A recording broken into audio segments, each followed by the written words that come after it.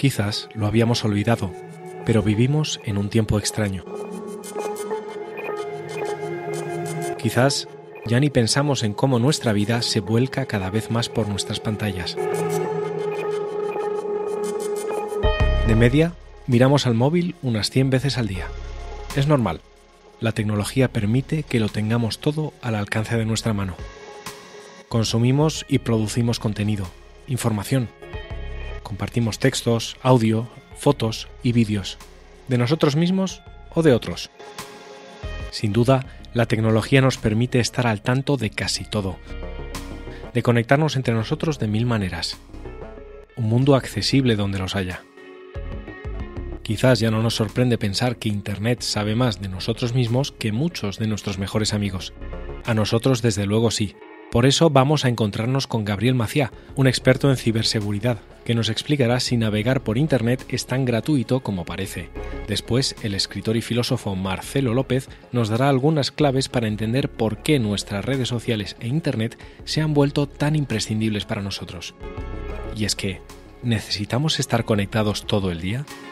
¿Es siempre bueno estar abiertos a todas las opciones que el mundo de Internet nos ofrece? ¿Y la vida detrás de la pantalla es mejor que la vida real? Con estas y algunas otras preguntas nos lanzamos en una nueva aventura. Bienvenidos una vez más a la Vereda de la Estrella.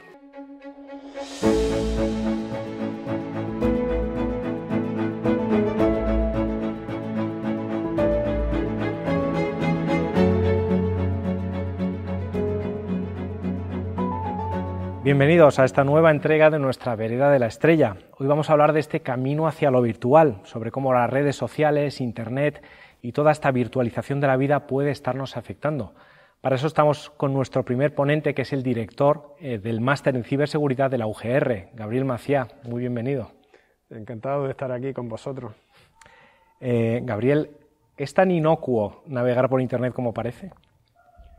Bueno, depende de lo que consideremos inocuo. Todas las acciones en nuestra vida tienen una consecuencia. Navegar en Internet, aparte de ofrecernos muchísimas ventajas, como posibilidades, servicios, información, evidentemente deja un rastro que puede ser en algunos casos muy perjudicial. Un poquito hacerlo con cuidado es lo más importante y ser consciente de cómo hacerlo es lo más importante para hacerlo de forma saludable. ¿A qué peligros nos podemos estar exponiendo nosotros como usuario medio? Vamos a ver, el principal... Existen dos tipos de riesgos. Uno es el riesgo que uno puede sufrir a nivel individual y otros son los riesgos colectivos. Y explico un poquito el concepto.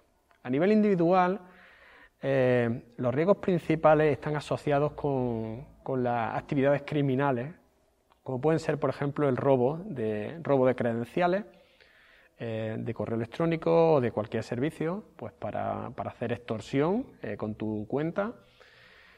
También el robo de información bancaria, tema de tarjetas y ese tipo de cosas para hacer robos. Y fundamentalmente uno de los grandes riesgos que está teniendo en los últimos años es el tema de lo que es el ransomware. Se conoce como ransomware, que es la infección de tu ordenador, el cifrado de todos tus datos y la petición de una recompensa posterior para ello. Estas son las amenazas principales que ahora mismo estamos viendo para los usuarios finales. Pero luego no tenemos que perder de cabeza que existen amenazas colectivas y eso funciona de la siguiente forma. Cuando tu ordenador se infecta por parte de un software que simplemente te has descargado o una música que has descargado de forma gratuita.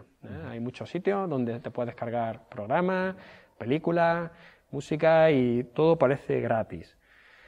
Bueno, pues la prueba de que en la vida no hay nada gratis es que habitualmente vienen acompañados de virus que infectan el ordenador y no hacen absolutamente nada, es decir, el usuario no se afecta. Sin embargo, tu ordenador se ha convertido en uno de los miembros, de los soldados de un ejército de robots que están reclutados por parte de organizaciones criminales para ejecutar ataques.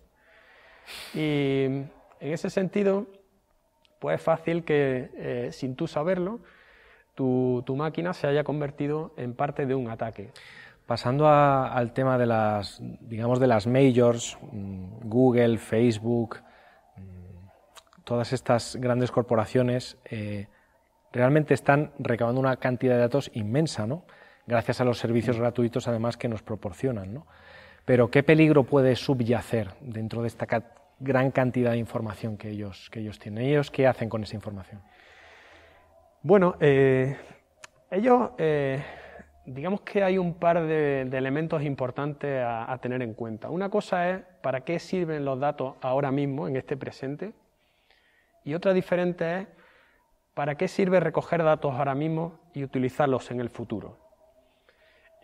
Si hablamos del presente, el gran negocio es el tema del advertising o anuncio.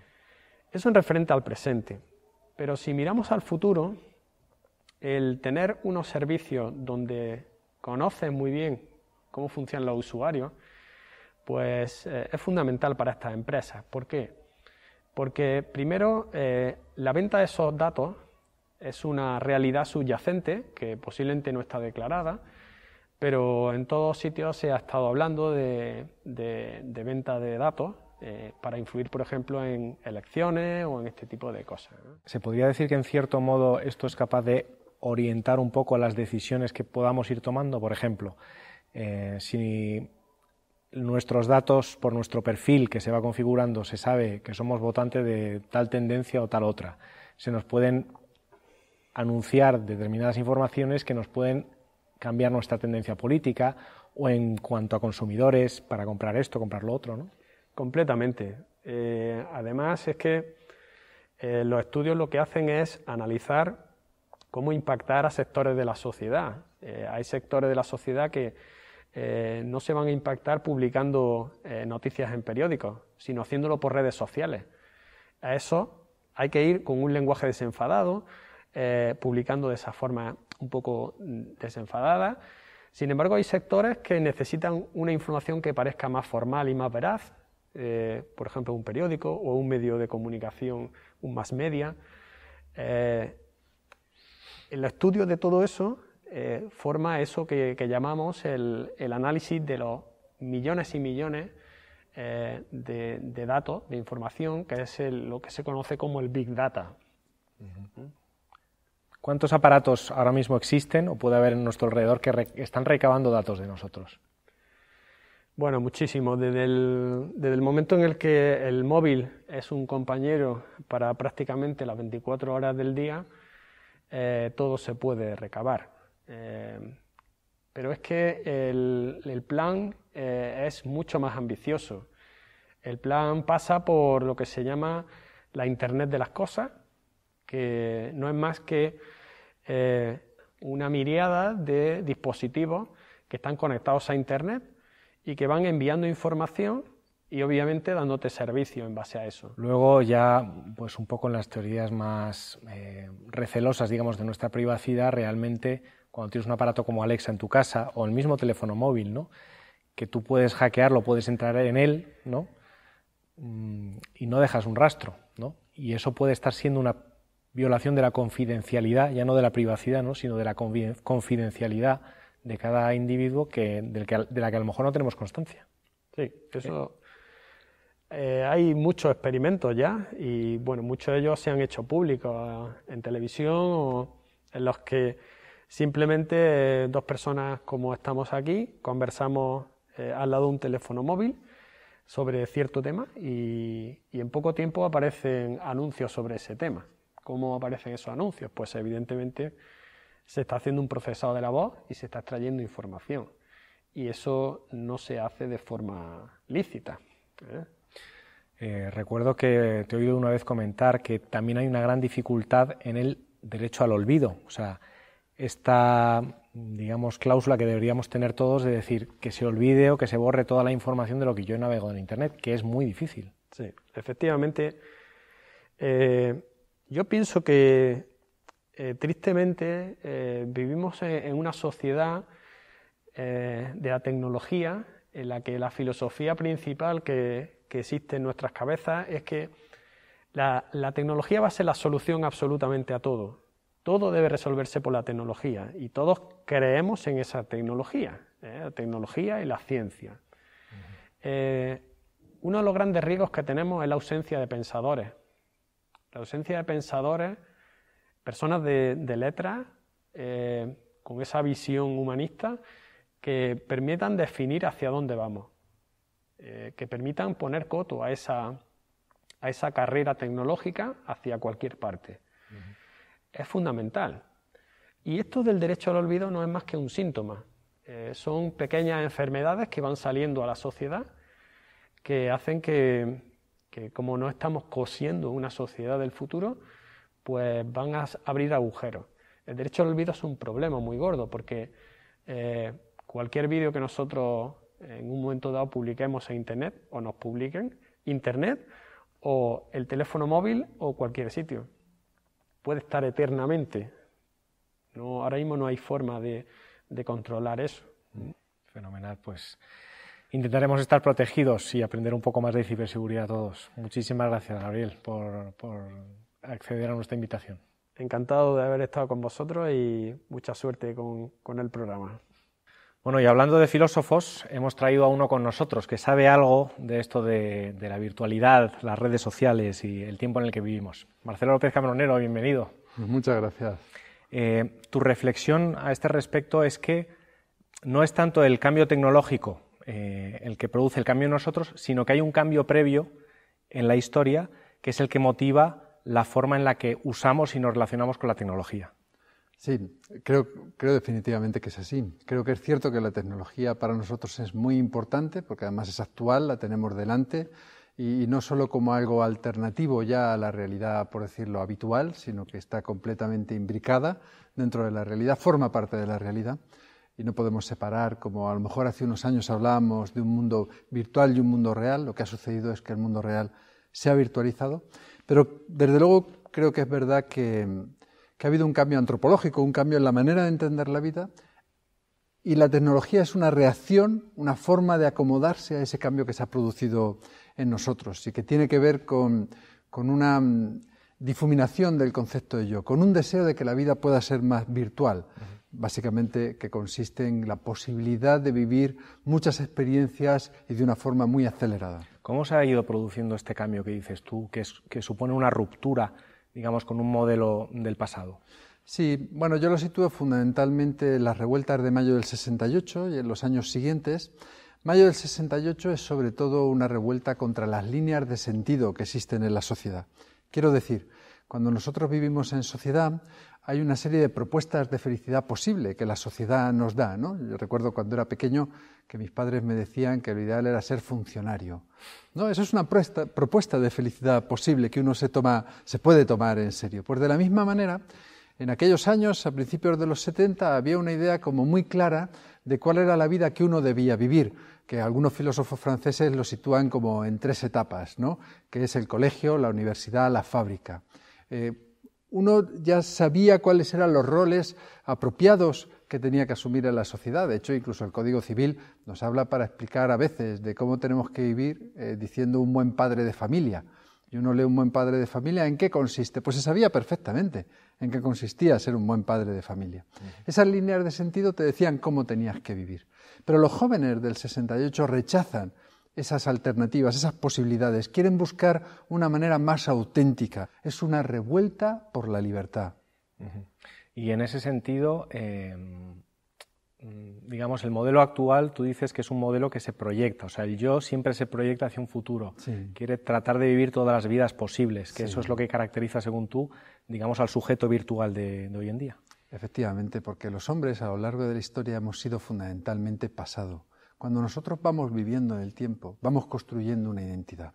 Esa identidad, además, se suele acomodar a esos roles sociales que forman parte de las propuestas de felicidad posible.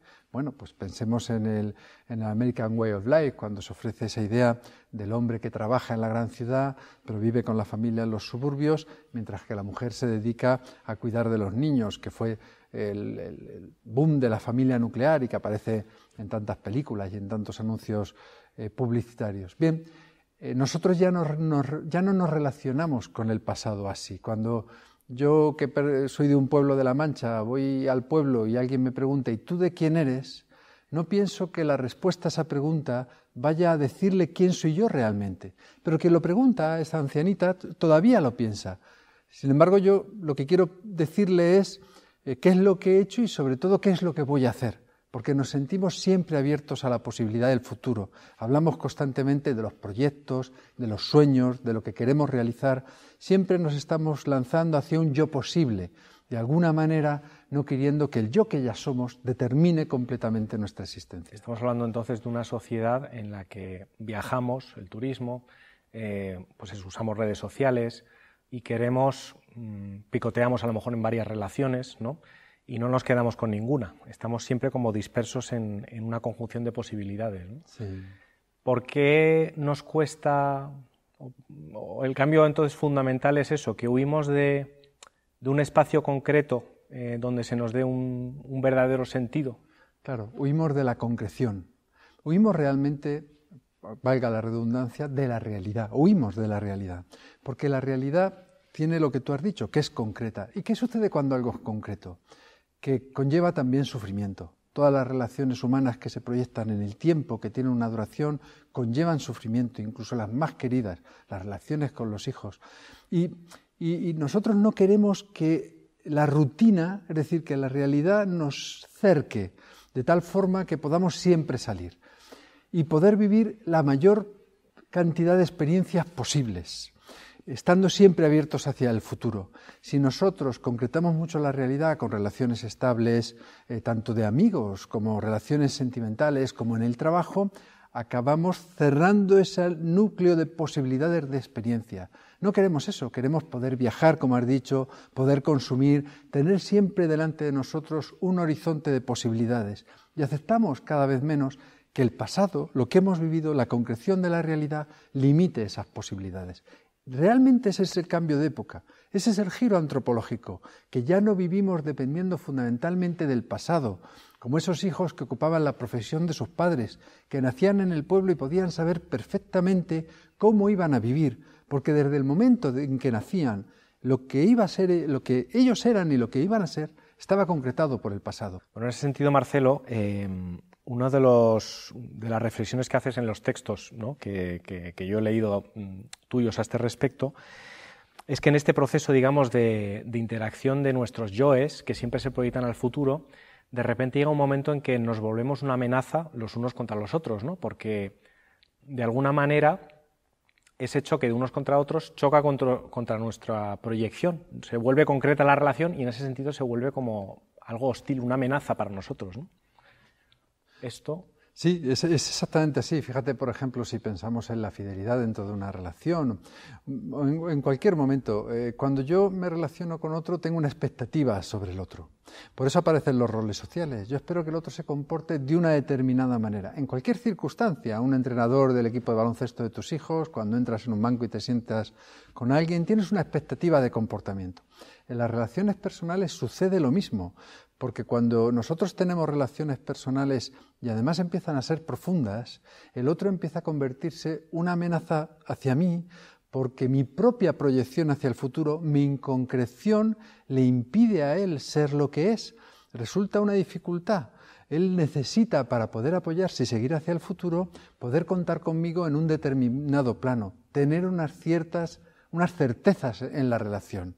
Queremos liberarnos de todas las trabas que impidan, ¿no?, esa realización, siempre a futuro, siempre... Esa virtualización, esa es la idea, queremos ser virtuales. Y luego la tecnología viene en nuestra ayuda. Como queremos ser virtuales, aparece una imbricación, como te decía al principio, de los elementos virtuales en nuestra vida, que nos da esas muchas posibilidades. De alguna manera podemos tener una vida muy distinta a la que aparece en Instagram o cualquier otra red social. Incluso, bueno, muchas personas que son personas estupendas, pero les gusta chinchar y ser un poco troles, ¿no?, dentro de las redes sociales y generar ese tipo de dinámicas que en realidad son un poquito esquizofrénicas, pero las buscamos precisamente para evitar ser demasiado concretos. En ese sentido también tenemos mucha tendencia al olvido, ¿no? Porque claro, todo lo que genere este dolor en nosotros cuando la vida se ha vuelto concreta y choca contra nuestro proyecto, queremos resetear, queremos olvidar, ¿no? Es podríamos decir, el paso último en la virtualización, que ya aparece en algunas series, como en Black Mirror, como una posibilidad que la tecnología va a contribuir a hacer real. ¿Por qué el olvido es tan importante?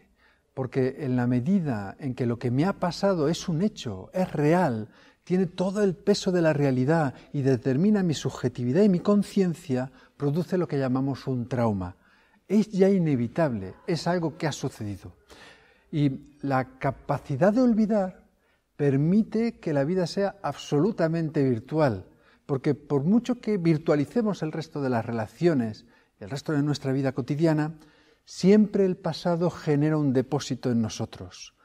La capacidad de olvidar es lo que nos abre perpetuamente a ser diferentes yoes y a mantener relaciones que sean siempre y en todo momento absolutamente nuevas y carentes de toda concreción real. Detrás de esta idea de la virtualización y esta huida de la concreción existe pues ese juicio que hacemos de que la realidad es aburrida, que no tiene nada que nos pueda a lo mejor maravillar en su concreción, ¿no?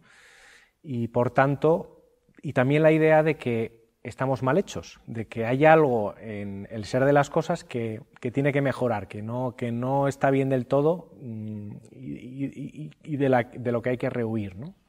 El ser humano siempre ha buscado esa felicidad posible, siempre ha tenido ese deseo para poder cumplirlo en la realidad. Lo que he llamado antes la propuesta de felicidad posible, que te dice que la felicidad razonable para un ser humano es, por ejemplo, casarse, tener hijos, mantener una relación estable, lo que está es encauzando tu deseo. Tú quieres ser feliz y te hace una propuesta de cómo vivir. Uno de los elementos fundamentales de la revolución virtual, y que aparece fundamentalmente en el siglo XXI, finales del siglo XX, pero que ya viene produciéndose desde los años 70, es negar que la realidad pueda satisfacer ese deseo. Si la realidad no puede satisfacer ese deseo, pero el deseo está en el corazón de todo hombre, lo que se hace es negar que sea posible responder a ese deseo de tal forma que ya no es la promesa de esa felicidad, sino que es una especie de carga, una carga que no nos podemos quitar. Y entonces la cuestión deja de ser buscar la manera de responder a ese deseo y empieza a ser buscar maneras de minimizarlo, de eliminarlo, como si fuera una falla, como si estuviéramos mal hechos. Y ahí aparece el consumo, la búsqueda de diferentes experiencias que no consiguen satisfacer el deseo, pero sí que lo consiguen rebajar, consiguen que nos olvidemos de ello. Por eso yo digo también en el texto que en buena medida lo que ha conseguido la tecnología no es proponernos una forma de ser felices, sino proponernos paliativos de la melancolía, porque al negar ese deseo que es constitutivo del ser humano, la vida se llena de melancolía y tenemos que buscar 1000 formas de evitarla. También, de hecho, y es un elemento muy significativo, a través del incremento de los fármacos contra la ansiedad y la depresión, que no son más que la forma química o más avanzada o medicalizada de presentarnos paliativos contra la melancolía. Ya por último, por ir concluyendo, ¿qué perspectiva piensas tú personalmente que le depara a nuestro futuro más inmediato en este sentido? Bueno, yo defiendo que estamos en un cambio de época. ¿Qué sucede cuando estamos en un cambio de época? Que las certezas que teníamos, cuál era la forma de vivir adecuada, se ha disuelto bajo nuestros pies. Ya no sabemos cuál es la forma de vivir adecuada. Y lo que tenemos como oferta en la actualidad es esa sucesión de paliativos contra la melancolía que pueden servir a determinada edad, pero en determinados momentos de la vida se convierte en algo insoportable y nos damos cuenta del vacío existencial y la soledad que nos recorre. Tenemos que superar, porque el ser humano en muchas ocasiones, cuando se han perdido esas certezas fundamentales, ha sido capaz de construir otras. El trabajo de nuestro tiempo es, en primer lugar, entender esta situación y ahí en buena medida se dirige fundamentalmente el libro, y después tenemos que empezar a hacer un nuevo trabajo a partir de esa comprensión para poder construir otras certezas que ya no podrán ser las anteriores, tendrán que ser adaptadas a un nuevo ser humano que ha pasado por esta virtualización que no ha sido conocida en ningún otro momento de la historia. Pues Marcelo, muchísimas gracias por aceptar la invitación y nada, encantado. Seguiremos en contacto para hablar de lo virtual y de muchas otras cosas. A vuestra disposición. Estupendo. Estupendo.